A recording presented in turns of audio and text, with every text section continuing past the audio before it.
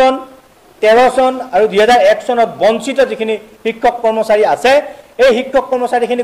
প্ৰকৃতাৰ্থত যদি প্ৰাদেশিকৰণ কৰিব বিচাৰিছে তেতিয়াহ'লে আমাৰ সংস্থাৰ লগত পোনপটীয়াভাৱে মাননীয় মুখ্যমন্ত্ৰী মহোদয় আৰু শিক্ষামন্ত্ৰী মহোদয়ৰ লগত এখন যৌথ আলোচনা এটা হ'ব লাগে 17-18 যিখন আইন যিখন পদ প্ৰাদেশিকৰণ আইন এই আইনখনৰ কি ধাৰা উপধাৰা সংশোধন কৰিব সংস্থাক আস্থাত ৰাখি এই কামখিনি কৰিব লাগে আমাৰ যিখিনি অপাধিকৃত হৈ থকা যিখিনি শিক্ষানুষ্ঠান এই শিক্ষানুষ্ঠানৰ ইতিমধ্যে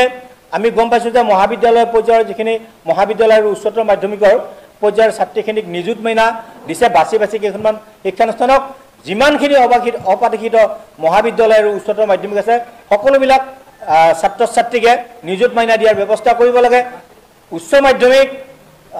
মাধ্যমিকৰ যিখিনি শিক্ষানুষ্ঠান আছে তাতে ছাত্ৰীসকলক চাইকেল আৰু ইউনিফৰ্ম দিয়াৰ ব্যৱস্থা কৰিব লাগে নিম্ন প্ৰাথমিক উচ্চ প্ৰাথমিকত যেটো মিড ডে মিল 2023 চনত কৰ্তন কৰা হৈছিল এই মিড ডে মিলটো পুনৰ দিব লাগে বিনামূলীয়া পাঠ্যপুথি আৰু ইউনিফৰ্মৰ ব্যৱস্থা কৰিব লাগে এইখিনি কৰি যিখিনি শিক্ষানুষ্ঠান এই শিক্ষানুষ্ঠানখিনি আমি বিচাৰিছো সংস্থাই দাবী জনাইছো যে 2025 চনৰ ভিতৰতে অৰ্থাৎ আগন্তুক যি অক্টোবৰত তেওঁ আমাৰ অসম চৰকাৰে নিযুক্তিৰ মানে এটা বিৰাট মেলা পাতাৰ কথা আমি গম পাই আছো যেটা বাকিবিলাক নিযুক্তিৰ লগতে আমাৰ এই অপাধিকৃত শিক্ষক কৰ্মচাৰীখিনিকো অক্টোবৰ মাহৰ ভিতৰত আমাক নিযুক্তি দি অৰ্থাৎ প্ৰাদেশিকৰণৰ সমস্যাটো প্ৰাদেশিকৰণ কৰি সমাধান কৰাৰ কাৰণে আমি চৰকাৰৰ ওচৰত আহ্বান জনাইছোঁ আমি সদৌ অসম অপাধিকৃত শিক্ষক কৰ্মচাৰী সংস্থাই দীৰ্ঘদিন আন্দোলন প্ৰতিবাদ ধৰ্মঘট 19 দিনীয়া অনশন 3 দিনীয়া অনশন এই বিলানবিলাক প্ৰতিবাদী কাৰ্যসূচী এই কাৰ্যসূচীবিলাকৰ অন্তত আমাৰ মাননীয় মুখ্যমন্ত্ৰী ডক্টৰ হিমন্ত বিশ্ব শৰ্মা মহোদয়ে যোৱা জানুৱাৰী মাহ অৰ্থাৎ এই চলিত বৰ্ষৰ একদম প্ৰথম ভাগতে জানুৱাৰী মাহৰ 10 তাৰিখৰ দিনাখনে তেখেতে ফেচবুক লাইভ যোগে গোটেই অসমৰ জনসাধাৰণৰ এটা কথা জনালে যে অৱশিষ্ট যিখিনি শিক্ষানুষ্ঠান অপাধিকৃত হৈ থকা শিক্ষানুষ্ঠান এই শিক্ষানুষ্ঠানখিনি প্ৰাদেশিকৰণ কৰিব তাৰ কাৰণে যিখন 17-18 আইন এই আইনখনৰ মানে সংশোধনীৰ ব্যৱস্থাও তেওঁ কৰিব এই তাৰ সেই কল্পে এখন কেবিনেট সাব কমিটিও বনালে কিন্তু অত্যন্ত দুখৰ কথা এইখিনিতে এটা কথা কৈ লওঁ যে এই যিটো সিদ্ধান্ত অসম চৰকাৰে কৰিছে বা মাননীয় মুখ্যমন্ত্ৰী মহোদয়ৰ নেতৃত্বত হৈছে অৰ্থাৎ মানে 1/6 আগত প্ৰতিষ্ঠা হোৱা অপাধিকৃত হৈ থকা যিখিনি শিক্ষানুষ্ঠানখিনি প্ৰাদেশিকৰণ কৰাৰ যিটো সিদ্ধান্ত লৈছে এই সিদ্ধান্তটোৰ কাৰণে মাননীয় মুখ্যমন্ত্ৰী মহোদয় আৰু অসম চৰকাৰখনক আমি সদৌ অসম অপাধিকৃত শিক্ষক কৰ্মচাৰী সংস্থাৰ তৰফৰ পৰা পুনৰতে ধন্যবাদ দিছোঁ কিন্তু অতি দুখৰ বিষয় যে এই 6 মাহ হ'ল মাননীয় মুখ্যমন্ত্ৰী মহোদয়ে কেবিনেট সাব কমিটি বনাই দিবৰ কাৰণে বা কেবিনেটত সিদ্ধান্ত কৰিবৰ কাৰণে 6 মাহ হ'ল কিন্তু আমি যোৱাকালিও আমাৰ শিক্ষা বিভাগৰে হওক বা মাননীয় শিক্ষামন্ত্ৰী মহোদয় তেখেতৰ ওচৰত গৈ আমি গম পাইছোঁ যে প্ৰাদেশিকৰণ সম্পৰ্কীয় যিখিনি যাৱতীয় কাম কাজ এই কাম কাজৰ 1% একো কাম হোৱা নাই এই কথাটোত আমি সন্দেহ আনিছোঁ আমাৰ সন্দেহ হৈছে কাৰণ এই বিজেপিৰ এই চৰকাৰখন এতিয়া প্ৰায় শেষৰ বছৰত ভৰি দিছে আৰু বেছি দিন নাই অধিসূচনা জাৰি হ'ব এটা আইন কেতিয়া সংশোধন কৰিব এই শিক্ষানুষ্ঠানখিনি বা এই বঞ্চিত শিক্ষকসকলক কেতিয়া প্ৰাদেশিকৰণ কৰিব এইটো আমাৰ এটা ডাঙৰ প্ৰশ্ন আৰু এই কথাখিনিৰ কাৰণে আমি বহুত দিন মাননীয় মুখ্যমন্ত্ৰী মহোদয়ক আমি লগ পাবৰ কাৰণে সাক্ষাৎ পাবৰ কাৰণে বহুত আবেদন নিবেদন কৰি আছোঁ এইটো আমাৰ এটা ডাঙৰ প্ৰশ্ন এটা হৈ আছে যে মাননীয় মুখ্যমন্ত্ৰী মহোদয়ে আমাৰ সংস্থাৰ লগত আলোচনা কৰিবলৈ কিয় ভয়হে কৰিছে নে শংকা কৰিছে নে বেয়া পাইছে এইটো আমাৰ ডাঙৰ প্ৰশ্ন এটা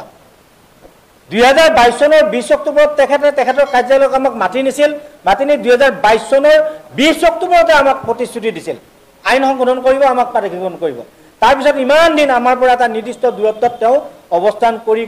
শেষত আকৌ এটা ভাল খবৰ দিলে পঞ্চায়ত নিৰ্বাচনৰ আগে যে প্ৰাদেশিকৰণ প্ৰাদেশিকৰণ কৰিম বুলি আপোনালোকেও জানে যে তেওঁ বহুবাৰ ফেচবুকত লাইভ কৰিছে এই বিষয়লৈ আৰু সংবাদ মাধ্যম আৰু শেহতীয়াকৈ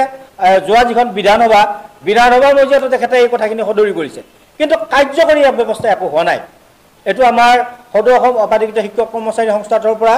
আজিৰ এই প্ৰেছ মিট যোগে সেই কথাখিনিকে ক'ব বিচাৰিছোঁ ইয়াৰ লগত সংগতি ৰাখি এটা কথা ক'ব বিচাৰিছোঁ যে আমি আপোনাক এতিয়া অসমৰ সংবাদ মাধ্যমত এটা সাংঘাতিক ধৰণৰ বাতৰি এটা প্ৰচাৰ হৈ আছে কথাখিনি আমি জানি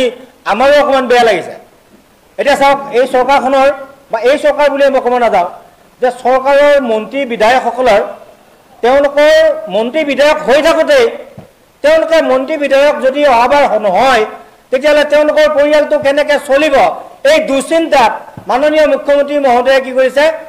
তেওঁলোকৰ মন্ত্ৰী বিধায়কৰ পত্নীবিলাকৰ নামত ৰাজ সাহায্য 50 লাখ টকাৰ ৰাজ সাহায্যৰ ব্যৱস্থা কৰিছে কিন্তু এই 20 বছৰ 25 বছৰ 35 বছৰ বিনা বেতনে শিক্ষকতা কৰা শিক্ষকসকলৰ পৰিয়াল বা এই শিক্ষকসকলৰ জীৱন এই শিক্ষকসকলৰ ল'ৰা ছোৱালীৰ ভৱিষ্যতৰ কথা চিন্তা কিয় কৰা নাই এইটো আমাৰ এটা প্ৰশ্ন মাননীয় মুখ্যমন্ত্ৰী মহোদয়লৈ সমাজ আমি বেয়া পোৱা নাই মন্ত্ৰী বিধায়ক নহয় অসমৰ আৰু বহু মানুহক ৰাইজ সাহায্য দিয়ক বিনামূলীয়া আঁচনি দিয়ক আমাক ক'বলগীয়া তাত একো আপত্তি কৰিবলগীয়া একো কথা নাই আমি ভাল পাইছোঁ কিন্তু সমান্তৰালভাৱে এই দুৰ্ভগীয়া শিক্ষকখিনিকো কিবা দিব লাগে আমি 20-25 বছৰ কি খাইছোঁ আমাৰ ল'ৰা ছোৱালীক আমি ভৰণ পোষণ দিব পাৰিছোঁ নে নাই আমাৰ পৰিয়ালক আমি ভৰণ পোষণ দিব পাৰিছোঁ নে নাই 2022 চনৰ পৰা বৰ্তমানলৈকে মাননীয় মুখ্যমন্ত্ৰী মহোদয়ে এই বিষয়টোৰ পৰা আঁতৰি ফুৰি থাকে আমাক প্ৰত্যক্ষভাৱে আমি বিচাৰিছোঁ যে আমাৰ বিষয়টো সম্পৰ্কত মুখ্যমন্ত্ৰী মহোদয়ৰ লগত আমাৰ প্ৰত্যক্ষ এটা আলোচনা হ'ব লাগে কি কৰিব বিচাৰিছে তেখেতে নে ভাষণৰ মাজত প্ৰতিশ্ৰুতিৰ মাজতে এই সমস্যাটো সীমাবদ্ধ ৰাখি আকৌ চৰকাৰ সলনি হ'ব আকৌ আমি ভেঞ্চাৰ হৈ থাকিম এনেকুৱাই হ'ব নে প্ৰকৃতাৰ্থত প্ৰাদেশিকৰণ কৰিব আৰু যদি প্ৰাদেশিকৰণ প্ৰকৃতাৰ্থত কৰে তেতিয়া আমাৰ লগত আলোচনা প্ৰত্যক্ষভাৱে আলোচনা কৰাত তেখেতৰ আপত্তি ক'ত থাকে এইখিনিয়ে কথা আজি এই সংবাদ মাধ্যমৰ যোগেদি বা সংবাদ মেলৰ যোগেদি আমি মাননীয় মুখ্যমন্ত্ৰী মহোদয়ক আৰু মাননীয় শিক্ষামন্ত্ৰী মহোদয়ক দুয়োজনকে আমি এটা কথা নিবেদন কৰিব বিচাৰিছোঁ যে যেহেতু এই অৱশিষ্ট যিখিনি শিক্ষানুষ্ঠান আৰু 21 চন 13 চন আৰু 2001 চনত বঞ্চিত যিখিনি শিক্ষক কৰ্মচাৰী আছে এই শিক্ষক কৰ্মচাৰীখিনি প্ৰকৃতাৰ্থত যদি প্ৰাদেশিকৰণ কৰিব বিচাৰিছে তেতিয়াহ'লে আমাৰ সংস্থাৰ লগত পোনপটীয়াভাৱে মাননীয় মুখ্যমন্ত্ৰী মহোদয় আৰু শিক্ষামন্ত্ৰী মহোদয়ৰ লগত এখন যৌথ আলোচনা এটা হ'ব লাগে 17-18 যিখন আইন যিখন পদ প্ৰাদেশিকৰণ আইন এই আইনখনৰ কি কি ধাৰা উপধাৰা সংশোধন কৰিব সংস্থাক আস্থাত ৰাখি এই কামখিনি কৰিব লাগে আমাৰ যিখিনি অপাধিকৃত হৈ থকা যিখিনি শিক্ষানুষ্ঠান এই শিক্ষানুষ্ঠানৰ ইতিমধ্যে আমি গম পাইছোঁ যে মহাবিদ্যালয় পৰ্যায়ৰ যিখিনি মহাবিদ্যালয় আৰু উচ্চতৰ মাধ্যমিকৰ পৰ্যায়ৰ ছাত্ৰীখিনিক নিযুত মইনা দিছে বাছি কেইখনমান শিক্ষানুষ্ঠানক যিমানখিনি অপাধিকৃত মহাবিদ্যালয় আৰু উচ্চতৰ মাধ্যমিক আছে সকলোবিলাক ছাত্ৰ ছাত্ৰীকে নিযুত মইনা দিয়াৰ ব্যৱস্থা কৰিব লাগে উচ্চ মাধ্যমিক মাধ্যমিকৰ যিখিনি শিক্ষানুষ্ঠান আছে তাতে ছাত্ৰীসকলক চাইকেল আৰু ইউনিফৰ্ম দিয়াৰ ব্যৱস্থা কৰিব লাগে নিম্ন প্ৰাথমিক উচ্চ প্ৰাথমিকত যেটো মিড ডে মিল 2023 চনত কৰ্তন কৰা হৈছিল এই মিড ডে মিলটো পুনৰ দিব লাগে বিনামূলীয়া পাঠ্যপুথি আৰু ইউনিফৰ্মৰ ব্যৱস্থা কৰিব লাগে এইখিনি কৰি যিখিনি শিক্ষানুষ্ঠান এই শিক্ষানুষ্ঠানখিনি আমি বিচাৰিছোঁ সংস্থাই দাবী জনাইছোঁ যে 2025 চনৰ ভিতৰতে অৰ্থাৎ আগন্তুক যি অক্টোবৰত তেওঁ আমাৰ অসম চৰকাৰে নিযুক্তিৰ মানে এটা বিৰাট মেলা পাতাৰ কথা আমি গম পাই আছোঁ যাতে বাকীবিলাক নিযুক্তিৰ লগতে আমাৰ এই অপাধিকৃত শিক্ষক কৰ্মচাৰীখিনিকো অক্টোবৰ মাহৰ ভিতৰতে আমাক নিযুক্তি দি অৰ্থাৎ প্ৰাদেশিকৰণৰ সমস্যাটো প্ৰাদেশিকৰণ কৰি সমাধান কৰাৰ কাৰণে আমি চৰকাৰৰ ওচৰত আহ্বান জনাইছোঁ